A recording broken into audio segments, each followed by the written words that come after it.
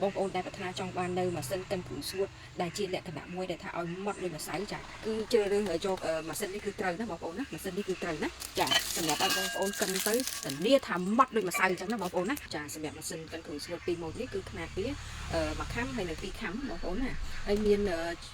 សម្រាប់បងប្អូនប្រើជាលក្ខណៈគ្រួសារក៏បានឬក៏បងប្អូនប្រើជាលក្ខណៈអាជីវកម្មក៏បានដែរបងប្អូនណាមាន1ខាំ2ខាំ3ខាំកន្លះគីឡូ1គីឡូ2គីឡូ3គីឡូណាបងប្អូនណាចាហើយបងប្អូនមើលមុខក្បិតណាបងប្អូនណាចាគឺ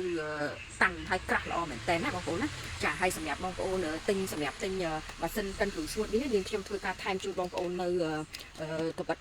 តមួយឈុតណាបងប្អូនណាចាក្បិតមួយឈុតតែម្ដងណាបងប្អូនណាចានេះបងប្អូនឲ្យថែមជូនក្បិតមួយឈុតតែម្ដងណាចាជូនបងប្អូនងាយស្រួលក្នុងការផ្លាស់ប្ដូរណាចា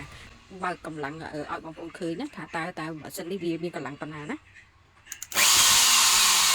នេះបងប្អូនគ្រាន់តែបងប្អូនសម្រាប់កិនគ្រូសួតបងប្អូនគ្រាន់តែចុចតែមួយណាបងប្អូនណាគឺកម្លាំងវាគឺខ្លាំងមែនតើបងប្អូនតែនិយាយថាម៉ត់តែម្ដងណាបងប្អូនណានេះបងប្អូនប្រើលបឿនតែមួយណាមកឆិចណាបងប្អូនណាចាម៉ត់តែម្ដងណាបងប្អូនណាតែនិយាយជូនណាបងប្អូនយកទៅធ្វើជាលក្ខណៈអាជីវកម្មគឺងាយស្រួលមែនតើណាបងប្អូនណា